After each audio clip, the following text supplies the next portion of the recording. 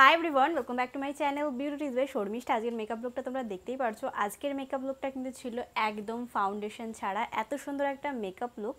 सप्तमीर जन्य तो makeup लुकटा just Assam. सप्तमी राते किन्तु तोमरा डेफिनेटली एरकम टाइपेर एक मेकअप लुक करते पारो उइदाउट फाउंडेशन छाड़ा मेकअप लुकटा कमप्लीट करेछि। किभाबे फाउंडेशन छाड़ा तोमराओ मेकअप लुक कमप्लीट करबे सेटा जदि ना जेने थाको और जदि सप्तमीर राते एरकम टाइपेर एक मेकअप लुक क्रिएट करते चाइछो ताहले अवश्यई आजकेर भिडियोटाके तोमादेर देखते होबे।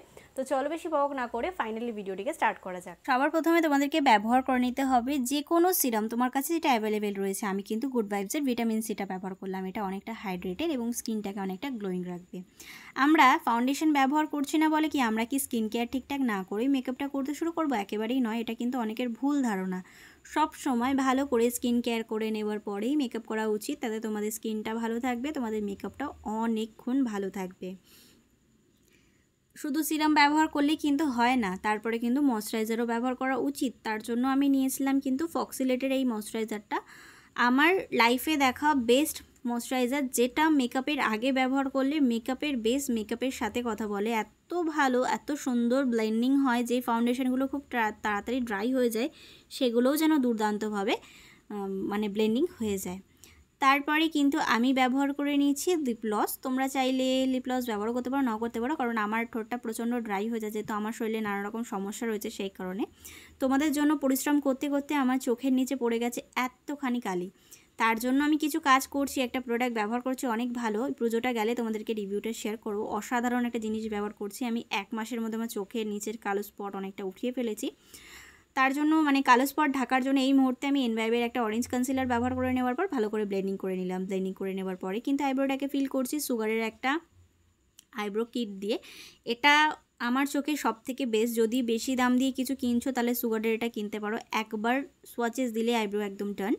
তারপরে ব্লু হেভেনের কনসিলার নিয়েছিলাম। এটা দিয়ে আমার আইব্রোর চারিপাশে কিন্তু একটা লাইন ড্র করছি, যাতে আইব্রোটাকে একেবারে ন্যাচারাল দেখায়।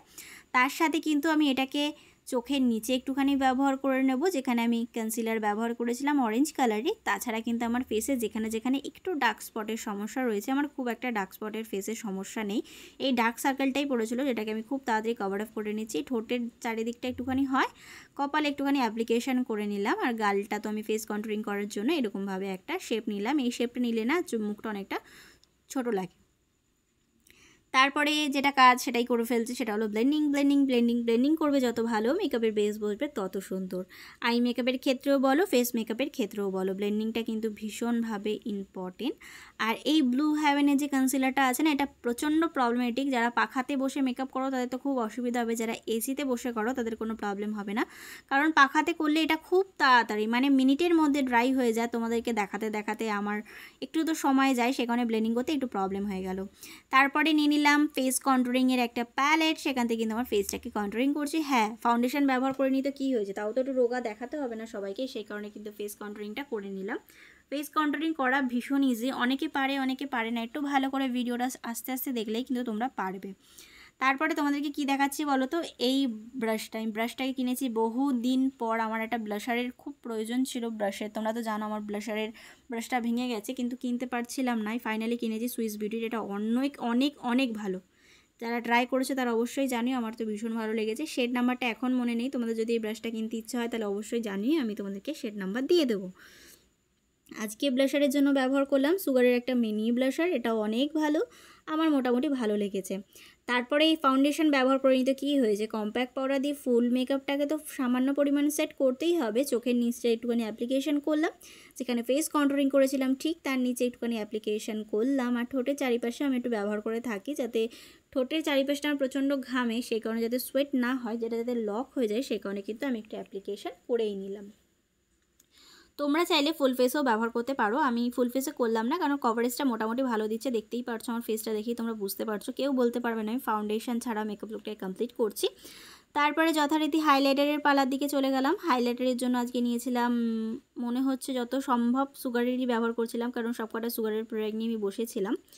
তারপরে নিয়ে নিলাম মার্সের একটা প্যালেট। সেখান থেকে আমি কিন্তু নিচ্ছি একটা অরেঞ্জ কালারের ব্লাশারের শেড বলতে পারো।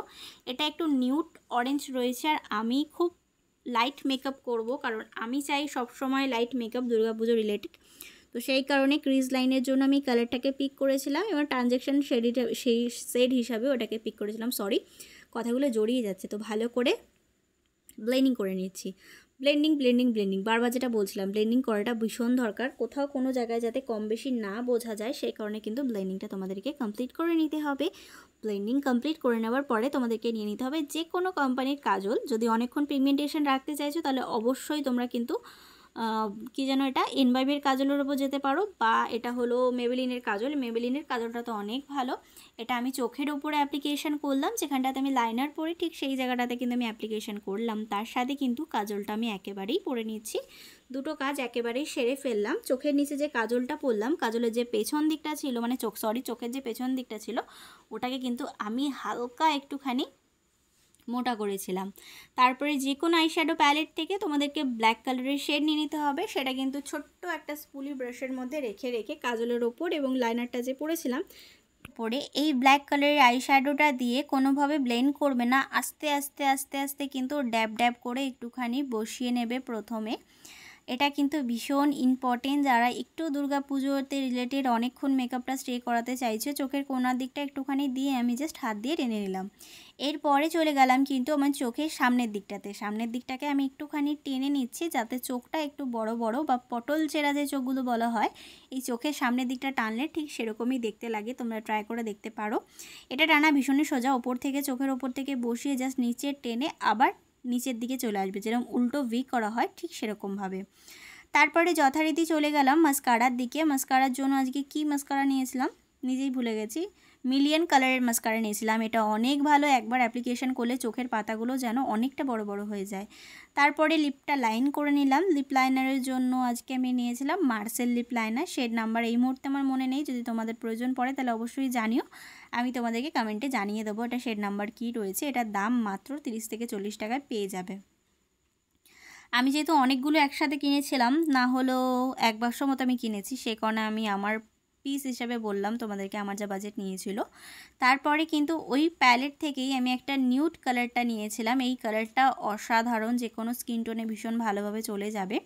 এটাকে অ্যাপ্লিকেশন করে দুটোকে ভালো করে মিশিয়ে নিলাম। মিশিয়ে নেওয়ার পরে কিন্তু আমি মেকআপ ফিক্সার ব্যবহার করে আমার মেকআপটাকে সেট করলাম। মেকআপ ফিক্সারের জন্য আজকে আমি নিয়েছিলাম কিন্তু এনভাইবের একটা মেকআপ ফিক্সার। আচ্ছা তোমরা বলো তো, এটা কি দেখে মনে হচ্ছে আমি কোনো ফাউন্ডেশন ফেসের উপর ব্যবহার করিনি? এত মিষ্টি একটা মেকআপ লুক হয়েছে, এত মিষ্টি মেকআপটা বসেছে, আমার তো ভীষণ পছন্দের। তোমরা যারা ফাউন্ডেশন ছাড়া মেকআপ করছো দুর্গাপুজোয় অবশ্যই আমাকে জানিও, আর এই মেকআপ লুকটা ট্রাই করো। আজকের জন্য টাটা। আশা করবো তোমরা কিন্তু দেখতেই পারলে আমি এই মেকআপ লুকটাই কীভাবে কমপ্লিট করলাম। যারা ফাউন্ডেশন ছাড়া মেকআপ করতে পছন্দ করো বা চাইছো ফাউন্ডেশন ছাড়া মেকআপ করতে, তারা ডেফিনেটলি মেকআপ লুকটাকে ট্রাই করো। আর সপ্তমীর রাতের জন্য তো একদম পারফেক্ট একটা মেকআপ লুক। আশা করবো আজকের ভিডিওটা তোমাদের ভালো লেগে যাবে এবং কাজে লেগে যাবে। তো ভিডিওটা তোমাদের কোথাও ভালো লেগে থাকে তাহলে please like, share and subscribe to my channel. Subscribe করে ছোট্ট একটা বেল বাটন আছে, ওটাকে হিট করে দিও, যাতে আমি কোনো নতুন ভিডিও দিলে সবার আগে নোটিফিকেশনটা তোমার কাছে আসতে পারে। Please subscribe to my channel. Thank you.